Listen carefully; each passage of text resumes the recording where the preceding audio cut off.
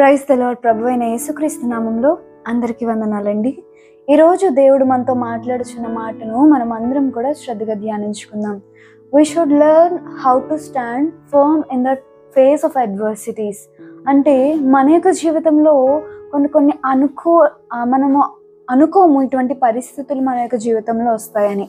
చూడండి, శ్రమలు ఏమన్నా చెప్పి మనకు వస్తాయా? రేపు కరెక్ట్గా ఈ టైం కల్లా ఈ కష్టం నీ దగ్గరికి వస్తుంది, లేకపోతే ఈ రోజున ఈ టైంలో నువ్వు ఇంత బాధపడతావు అని చెప్పి కష్టాలు ఏమీ కూడా మనకి చెప్పి రావు కదా, అది సడన్గా వస్తూ ఉంటాయి. అయితే ఆ టైంలో మనము స్థిరముగా నుంచోవాలి. ఆ టైంలో మనము ఆ యొక్క కష్టాలకు మనం కృంగిపోకుండా నుంచోవాలని మరి ఈరోజు దేవుడు మనతో మాట్లాడుచున్నాడు. మరి కష్టాలు, శోధనలు అందరికీ కూడా కామన్గా వస్తాయి. అటువంటి లేని వాళ్ళు ఈ యొక్క ప్రపంచంలో ఎవ్వరూ అయితే ఉండరు. ఎంత డబ్బున్న వ్యక్తికి అయినప్పటికీ కూడా ప్రతి ఒక్కరికి కూడా కష్టం ఉంటుంది. డబ్బున్న వ్యక్తికి కష్టం ఉంటుంది, డబ్బు లేని వ్యక్తికి కూడా కష్టం అనేది కామన్ థింగ్ అనమాట అందరికీ కూడా.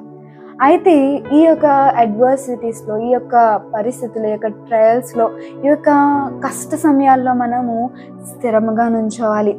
అజిమ్ ప్రేమ్జీ అనే ఒక వ్యక్తి తన స్పీచ్ ఇస్తూ ఏం చెప్పాడంటే, take those adversities as a test of fire. అంటే ఒక టెస్ట్ ఆఫ్ ఫైర్లా తీసుకోండి, ఆ యొక్క కష్టాలని, ఆ యొక్క పరిస్థితులను ఒక టెస్ట్ ఆఫ్ ఫైర్లా తీసుకోండి అని చెప్పాడు. మరి నిజంగానే మనం బైబిల్లో కనుక చూసినట్లయితే అగ్ని దేనికి మనము వాడుతూ ఉంటాము? ఒక బంగారం ఉంది. ఆ యొక్క బంగారం ఒక మెటల్, అది భూమిలో మనకి దొరికినప్పుడు it is fill with dust and dirt. మొత్తం చెత్త చెదారంతో అది నింపబడి ఉంటుంది. సో ఆ నింపబడి ఉన్నప్పుడు దాన్ని ఎప్పుడైతే ఫైర్లో పెడతాం, ఎప్పుడైతే అది ఫర్నెన్స్లోకి వెళ్తుందో అది ప్యూరిఫై అవుతుంది. అంతా మొత్తం డర్ట్ అంతా పోతుంది, క్లెన్స్ అవుతుంది. ఆ యొక్క ఫైర్ ఏం చేస్తుంది? క్లెన్స్ చేస్తుంది. సో సేమ్ అదే విధముగా let us take those adversities as a test of fire. మనము కూడా ఆ యొక్క అడ్వర్సిటీస్ అంటే ఆ యొక్క శ్రమలను, ఆ కష్టాలను మనము కూడా ఈ యొక్క టెస్ట్ ఆఫ్ ఫైర్లా తీసుకుందాము.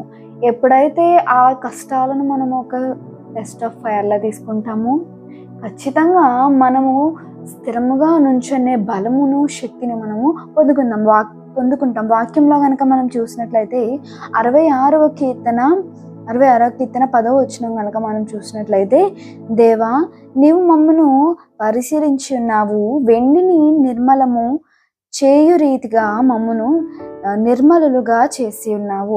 వెండిని ఎలాగైతే దేవుడు నిర్మలంగా చేశాడో, ఎలాగైతే దేవుడు వెండిని కానీ, బంగారం కానీ, ఏ మెటల్ అయినప్పటికీ కూడా అది ప్యూరిఫై అవుతుందో, అదే రీతిగా దేవుడు కూడా కొన్ని శ్రమలను మనకి పంపిస్తున్నాడు. ఎందుకంటే మన లోపలున్న మనం మలినాన్ని మనము తొలగించుకోవడానికి. ఎప్పుడైతే మనము ఈ యొక్క టెస్ట్ ఆఫ్ ఫైర్గా తీసుకొని అడ్వర్సిటీస్ యొక్క కష్టాలను మనం ఎదుర్కొంటామో, చూడండి, ఎన్ని అలలు మన మీదకి వచ్చినా, ఎన్ని తుఫాను వంటి శ్రమలు మన జీవితంలో ఎదురైనా, ఎన్ని కష్టాలు వచ్చినప్పటికీ కూడా వాటిని మనము ఈజీగా కూడా మనము ఎదుర్కోగలము. మరి దేవుడు ఒక హృదయ పరిశోధకుడిగా ఉన్నాడు కదా. దేవుడు ఒక హృదయ పరిశోధకుడిగా ఉండి దేవుడు ఎప్పుడు కూడా మనల్ని శోధించడు. కానీ దేవుడు ఏం చేస్తాడంటే మన జీవితంలో శోధకుడిని ఎలా చేసి మనలను ఆయన యొక్క వైపునకు త్రిప్పుకుంటాడండి. దేవుడు ఎప్పుడు కూడా శోధించడు. మనం ఆ మాటను కూడా మనము ఉపయోగించకూడదు. మరి చూసినట్లయితే సామెతల గ్రంథము 17వ అధ్యాయం 3వ వచనము, వెండికి మోస తగినది, బంగారంనకు కొలిమి తగినది, హృదయ పరిశోధకుడు యెహోవాయే అని చెప్పి అంటున్నాడు. మరి మన యొక్క హృదయాన్ని పరిశోధించేది మన దేవుడే. మరి ఈ యొక్క కష్టాలను, ఈ యొక్క శోధనలను దేవుడు ఎలా చేస్తున్నప్పుడు వాటిని మనము ఫేస్ చేసే ధైర్యాన్ని మనం పొందుకోవాలి. వాటిని ఒక టెస్ట్ లాగా,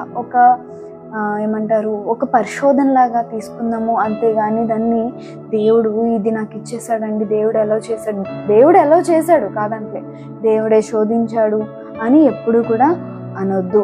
మరి బైబిల్లో మనం చూసినట్లయితే అనేకమైన భక్తులు ఉన్నారు. మరి వారి యొక్క జీవితంలో కూడా అనేకమైన కష్టాలు వచ్చినాయి కదా.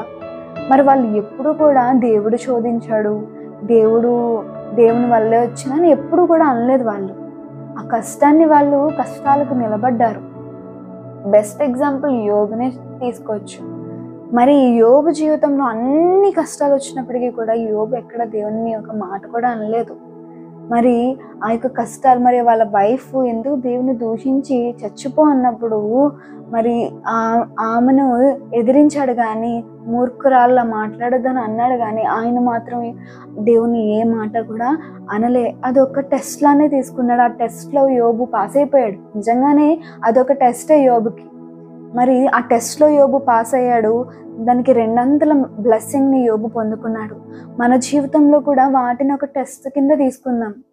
మన జీవితంలో కూడా వాటిని ఎదుర్కొందాం. దేవుడు మనకు కూడా మనం ఎప్పుడైతే ఎదుర్కొంటామో దానికి ప్రతిఫలాన్ని దేవుడు మనకు అనుగ్రహిస్తాడు. ఈ యొక్క వాక్యం దేవుడు మనందరి జీవితంలో నెరవేర్చును గాక.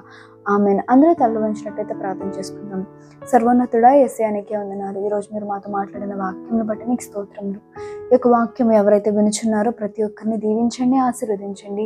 నీ మెండైన ఆశీర్వాదాలను ప్రతి ఒక్కరి మీద నీవే కుమ్మరించమని అడుగుచు ఈ ప్రార్థన యేసుక్రీస్తు ఘనమైన నామంలో ప్రార్థించి అడిగి వేడుకొనుచున్నాం తండ్రి.